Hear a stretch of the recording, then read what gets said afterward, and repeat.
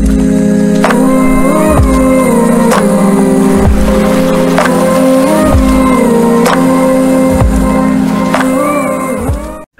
hello, hello. Welcome to the JTM Community Podcast, where we are building a community you can bank on. I'm your host, Jason Melvin. If you know, if you're watching this, you already see who our guests are for this 4-part series, as they have been on the podcast together, say 5 times, like 5 separate times, I think, which multiple episodes per. So definitely your fair share if you are checking them out. This is Branson and Shay. So if you haven't met with them before on the podcast and you like what they have to say, of course, go back and check out previous episodes.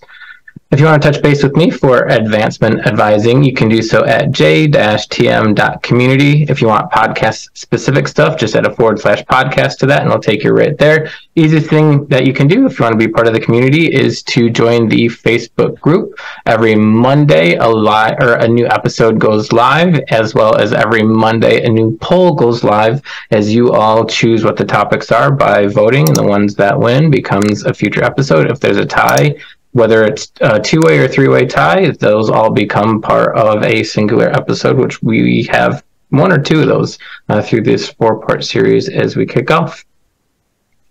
Without further ado, Branson and Shay, go ahead and introduce each other a little bit.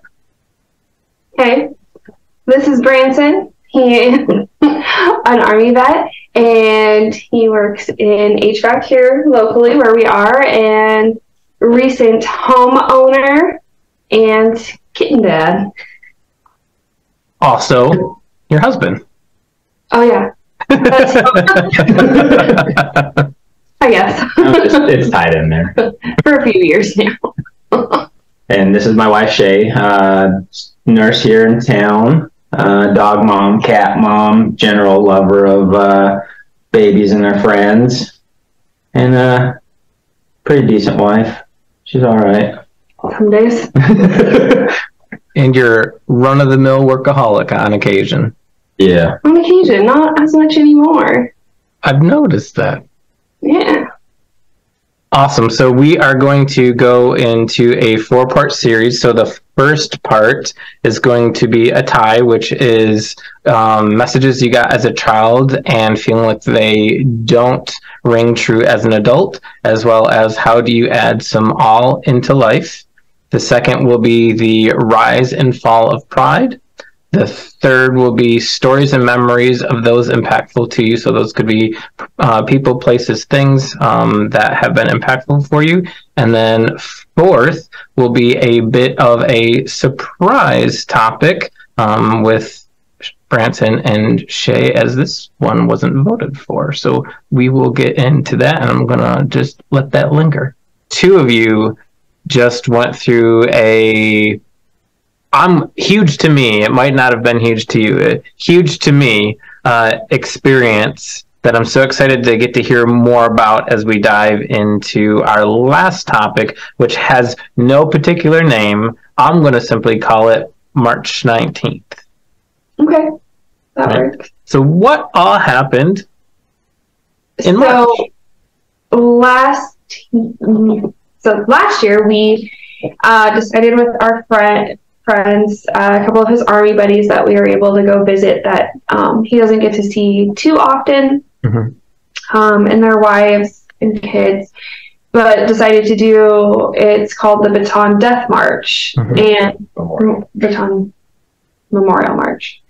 And he has better background on it, so you give the background on it. Yeah, I can't remember how many years, 34 years, I think. It was the 34th anniversary of it. But it's the Bataan Death March Memorial March down in White Sands Missile Testing Facility in New Mexico. It's a 26.2 marathon, and we chose the heavy civilian side, which is a 35-pound dry weight backpack, rucksack, some form of weight load on your back, 35 pounds, and then your water weight.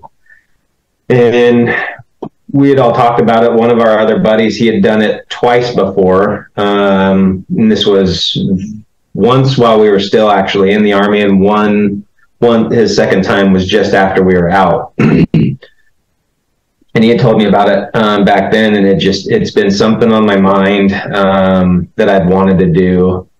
And I think I'd probably mentioned it and talked about it either every year or every other year since. And we finally put together the plan and seemed half committed at first, and then it started getting closer, and I started getting the bug and antsy and got everybody to commit to it. And we all thought we'd have the grandiose idea of like prepping months and months in advance and doing ruck marches every other day and going out on the weekends for 10-mile rucks and 12-mile rucks and stuff and just being ready to go.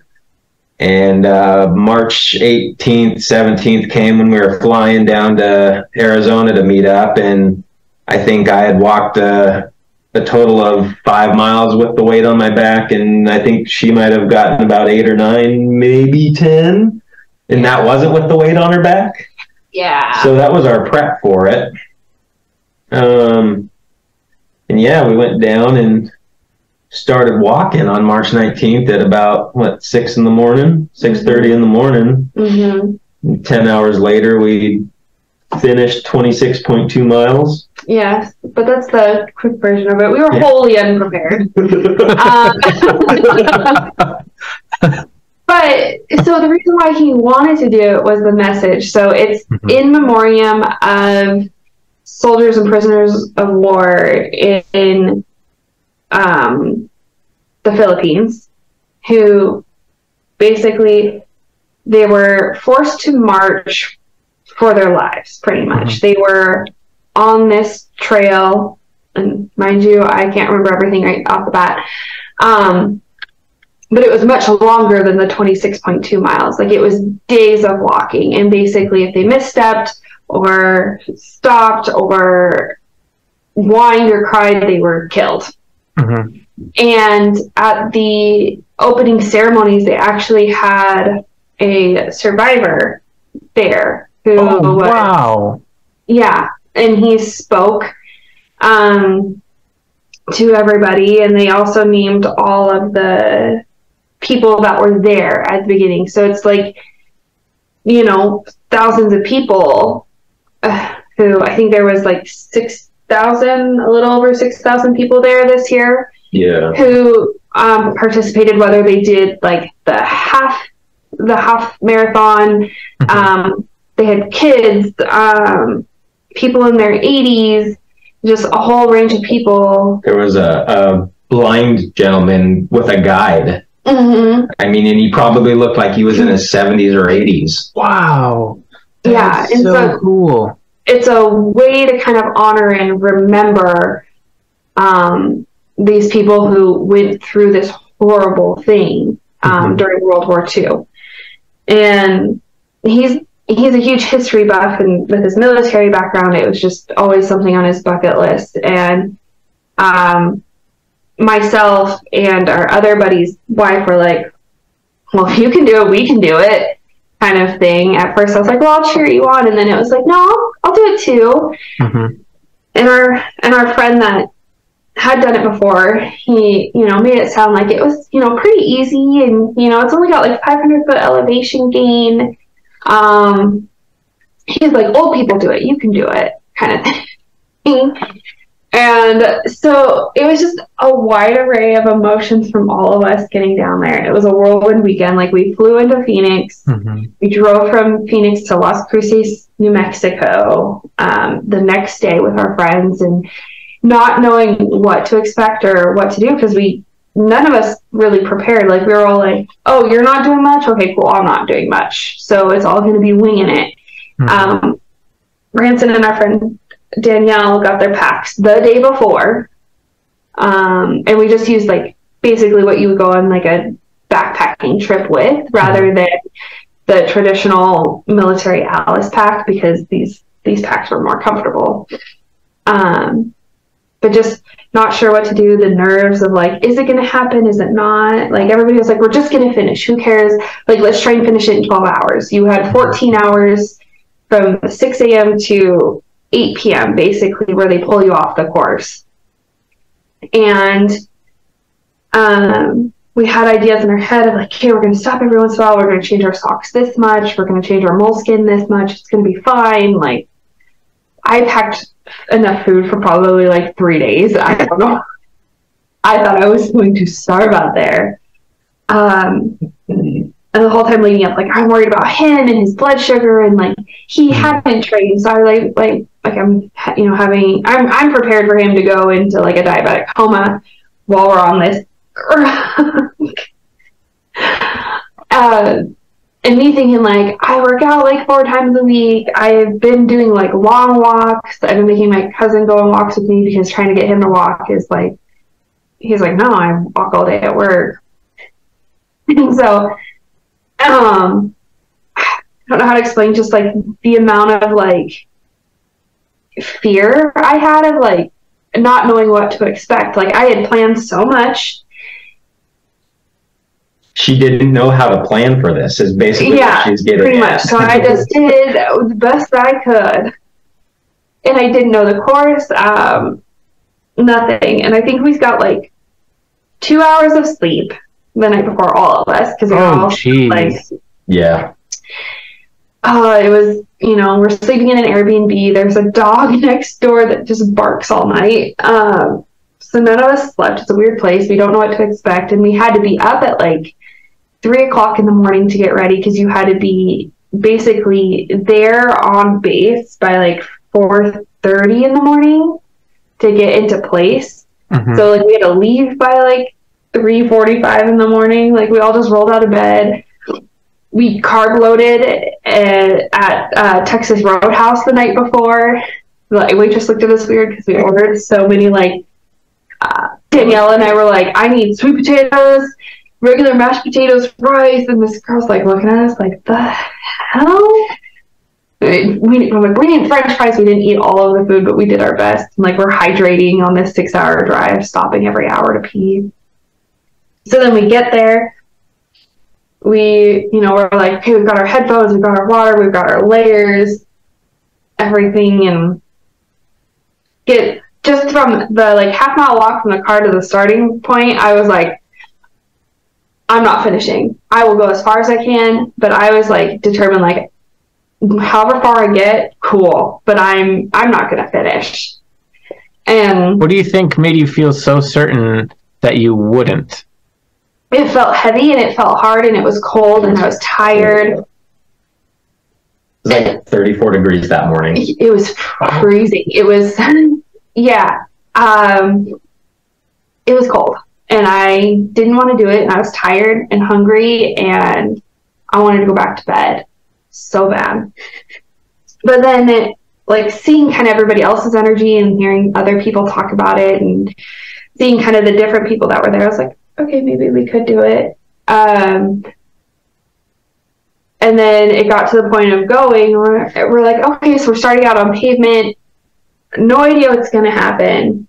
And so the first couple miles were cool and easy. We were like hitting a groove, getting the water. Like, they had water and oranges and bananas like every 2 miles, so that people would stay up on like hydration and cramping and porta potties and everything, and like just people generally like cheering you on. And so you start out in this huge pack of people heading out and seeing kind of like, it got kind of like a little claustrophobic with how many people were at first. Like, I started getting anxious about that. And I was like, oh Lord. And then my shins hurt right away. And our buddy Cooley, who had done it before, like, my shins were hurting, and so I kind of slowed down a little bit. He was like, just keep going, after a while they'll go numb. And he like hands me ibuprofen, and he stayed back with me and was like, he's a really good coach and a good leader. This guy is, like, I'm very thankful for him, because we went from like pavement to sand, whether it was packed or loose sand. And so he was like helping me figure out where to walk that would help, like, with my shins and everything. And then I think after like mile 3 or 4, like, my shins did go numb, like they had said. And like we all kind of broke up for a little bit, but Branson and I always stayed like near each other, or like within a few feet. and we would all kind of check in a little bit based on our varying speeds. But it just like progressively, like there was something new to like be like, oh no, there's this and that. And I think like mile 6 was like my fastest mile. It was like 16 and a half minutes was like my fastest mile power walking with I had 40 pounds on my back. And it was because I had to pee so bad. And I saw porta potties in the distance, and I just like, I was walking to the beat of the music, and so like every beat I would take a step, and that's what I told myself. And then it's like, I like texted the group and I was like, I'm going to the porta potties. I'm out. And then there was a little bit of an incline there, and that got kind of hard. And then we stopped and ate a sandwich there. And I think I changed out socks, which was a bad idea. I changed out my socks too early from my good socks. But then after mile 6, it was uphill. And it was not 500 feet elevation. It was like 1,500 feet of elevation, and it was within like 4 miles. So it was like straight up. And I have pictures of like how just straight up this, and we were not expecting it. There was a little bit of an incline that I was having trouble with breathing wise because of my asthma. Elevation too. Because mind you, like where we were at New Mexico was like a couple thousand feet higher in elevation than what we're used to, where like I had been walking. I had not even taken that part into account with my really crappy lungs and the amount of oxygen. So then it got to a point where I was like, this is hard. And I'm looking at all of like the stop points, and I'm like, I could just stop there and be done and have somebody take me back and I'll meet everybody. Like that's what was going through my head, is like, I could stop. Like I'm done. Like this is cool. We tried. But Branson was like, we'll keep going. We've got this. Like being encouraging. And I was very accepting of that encouragement at that point. That was like mile 8 through 12. And we're going up this incline at one point, and Branson keeps like spinning around, not bothered. He was fine on the outside. He was bebopping. This was nothing for him. He'd done this before. He's done something hard before. And I remember turning around at one point on this big incline, and then all of a sudden I couldn't get air into my lungs. And you could see the panic on my face because I was like, I couldn't, like, I thought I had collapsed a lung from just like pushing so hard. And like my heart rate was up to like 200. I couldn't get a breath in. Like I'm panicking, trying to take my pack off. And to have that switch in, like, I'm always worried about him and his medical status, to like, than him being worried about me. And like all of a sudden you just hear him go, sit down. Like, and I had to sit down like on the road, all these people passing us, and like catching my breath and having to slow down and like recenter basically because of the panic, and just being full on like, I don't want to do this anymore. I'm over it. And then having him be like, no, we're finishing. Like, you've already come this far, like, let's keep going. And so then the next, like, 10 miles were the same thing of, like, a roller coaster with the change in terrain, because it would go from, like, pavement to packed sand to you're walking uphill in loose sand. And you've already got blisters on your feet, and you're just trying to like not think about the things that hurt, and you're trying to think about anything else. We would go through waves of silence to where we would both have our headphones in, listening to whatever music or whatever, to talking about stuff, to just, you know, talking to people on the trail that you would pass, and like seeing how many years people have done it. Like, I think you had passed an older gentleman. Yeah, there were stretches where there was 25, 50 feet between us, but there was an older guy and he was just bebopping along, and I just greeted him as I was walking by kind of thing and asked him how he's doing, and I was like, you're moving pretty good still. And he's like, yeah, I'm third third time doing it, and he's 82 years old or something like that. He was 82 years old, but I can't remember how many times he's done it. Dang. Mm-hmm. But he's just out there. I mean, that was around mile 14, and he's just going strong. And I mean, truly out there, it's one foot after another. It was definitely like mile point, stop station, like, okay, I know in 2 miles I will pee again, kind of thing. Like, you very much like little goals. Let me make it around that corner. Like, what's around that corner, kind of thing. Like, a big thing for me on it, and it kind of ties back to what we were talking about, like that inspiration, finding inspiration and things and stuff. There are moments during that ruck march. I mean, for me, I made everything on the outside look great. On the inside, I hurt. I mean, I hurt, but I didn't want to convey that. But that drawing inspiration. So one thing, I mean, all these families, all these kids, grandchildren, aunts, uncles, sisters, brothers, kind of thing, dear family members out there during the ruck march that had family members that were on the baton. And these people, they, like the folks out there, they have like memorial printouts that they had stapled to their own rucksacks. So I mean, if you have people passing you, or if you're passing people, or if you're staying in step with the people in front of you, you may look up and you'll see a face on the back of a backpack. You're not looking at a person like physical, but like, I mean, at their backpack, you see the other, like a human's face. And I mean, it's got their name and their birth and the day they were killed, kind of thing. And like maybe a little snippet about who they were, kind of thing. So that's powerful. Yeah, absolutely. And I mean, those were those little moments when like I was sucking. That's what I was looking for. I was trying to draw the inspiration from the people around me, kind of thing. So yeah. And we had we had cell service, so I was able to like post stuff to Instagram, and kind of each mile I took like a little video. Oh, dropped something, sorry. I took a little video or something, or would like text people like, we're at this mile, or like, this sucks, like I'm done. And my older brother was like, well, remember why you're doing this. And so then it would recenter us to like, this sucks for me, but this is like my way of like putting myself in those people's shoes of what they went through. And then that would keep me going a little bit. And then there was just encouragement from everybody else, whether it be like the volunteers on the side or people participating in the march. Like, everybody was like, you're doing good and you're getting there. And that was just really cool. It was like these complete strangers that wanted to see you finish and wanted to see you succeed and do well and be okay. And we're totally going to go over this timer because we're not even towards the end, which is fine. But then we get to like the last like 6 miles, I think, were the hardest.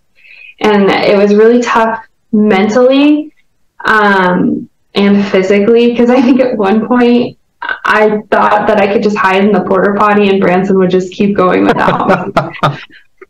It was like 4 miles to the end at that point. And I was tired. And I sat down and I went to the bathroom and I was like, I'll just stay here. And then maybe he'll think I went ahead and he'll keep going. Like, that's just how my brain was working. And then I finally got the courage to stand up and Branson was still there. And I'm like, damn it, we gotta keep going. And then at that point it was like, I have made it this far and I only have this much more to go. I can do this. But we definitely slowed down. I was gassed. And he got like some sense of like renewed energy almost. Like, just he was able to keep going.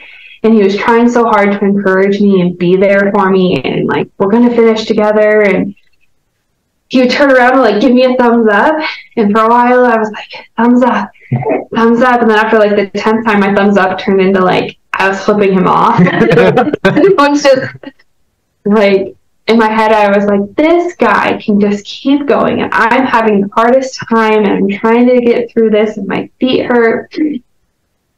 But it was all like, in my head also, I was like, we're not going to cry because we're going to be able to do this. We're going to finish. And it was just a big mental battle over the physical part. Because like, your body can be pushed to a lot of things, but having your mind being able to like get you through to the end was the biggest hurdle, basically. It was just like that mental game of like mind over matter, and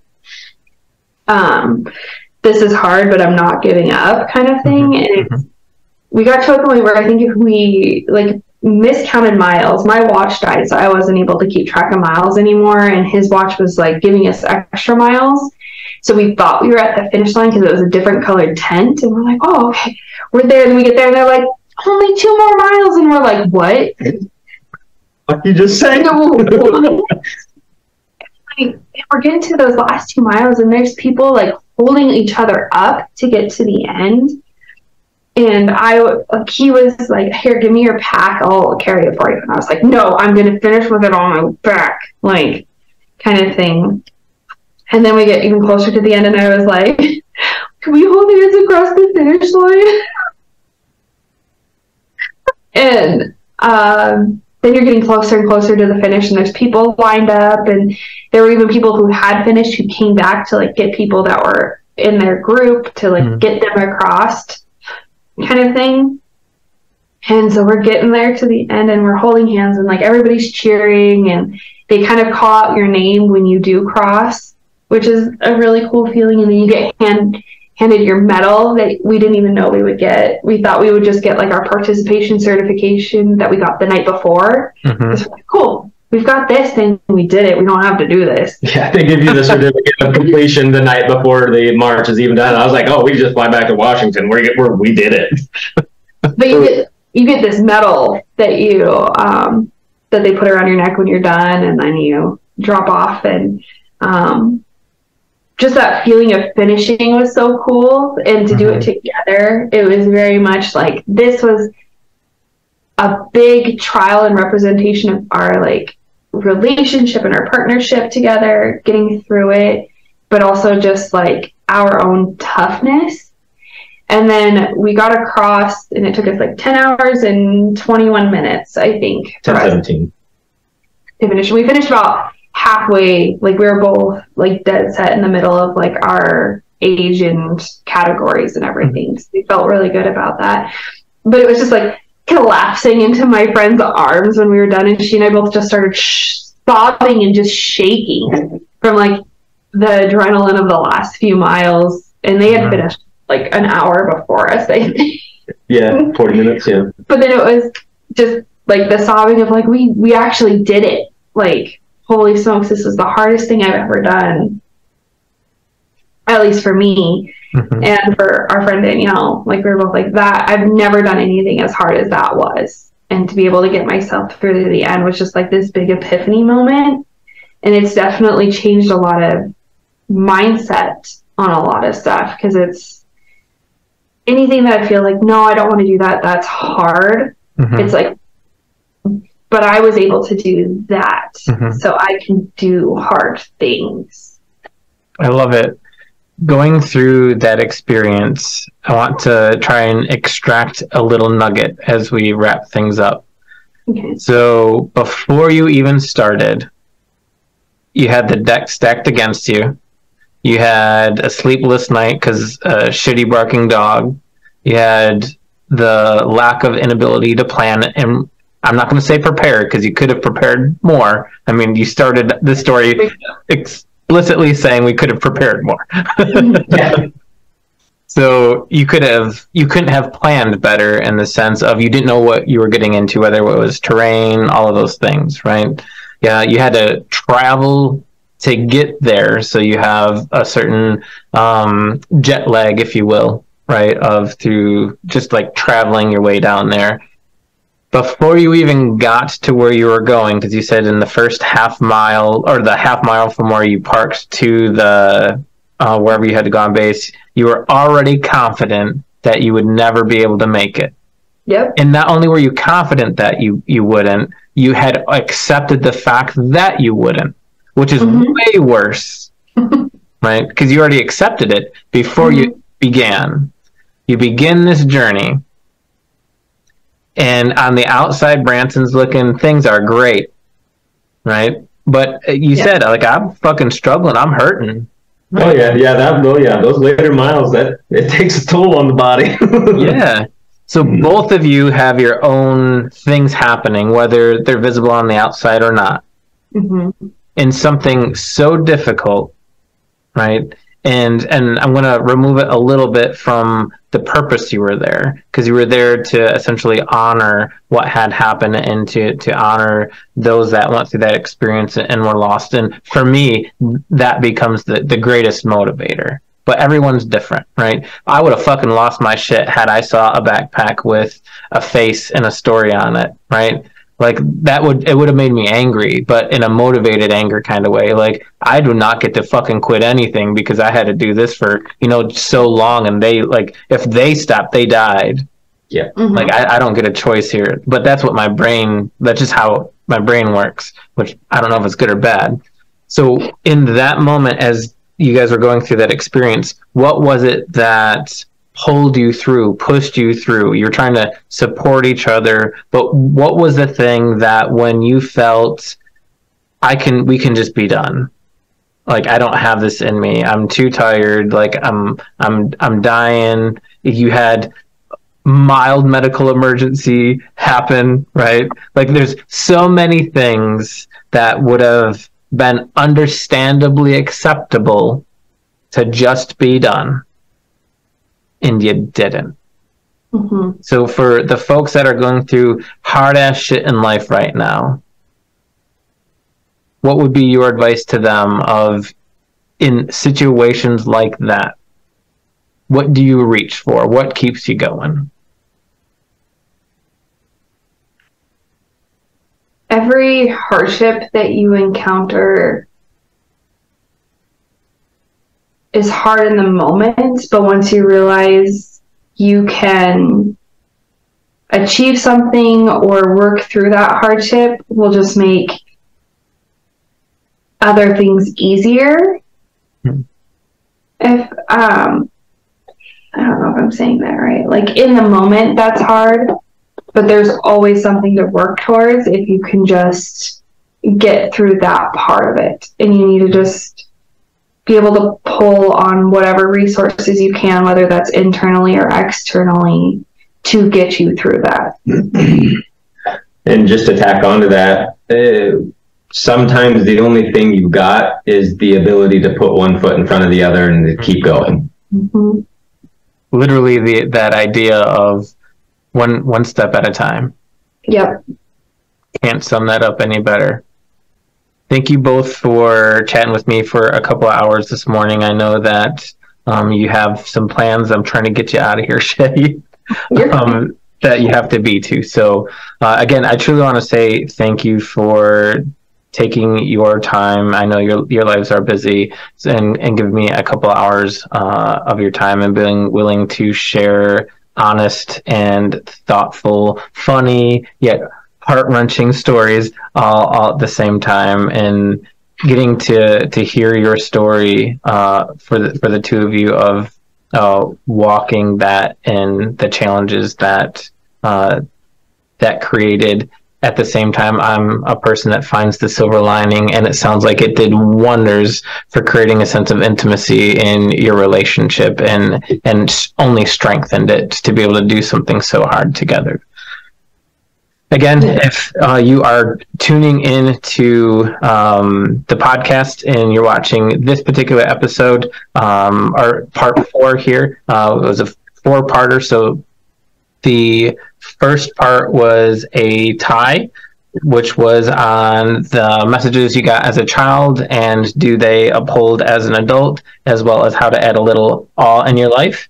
Secondly was the rise and fall of pride.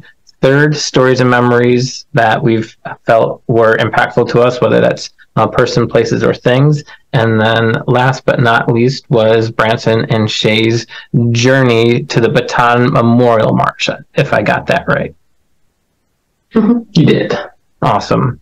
If you want to touch base with me for advancement advising, you can do so at j-tm.community. If you want podcast-specific stuff, of course, at a /podcast will take you right where you want to be. Again, thank you both for joining me this morning, and thank you for anyone who is tuning in and being part of a community where you belong.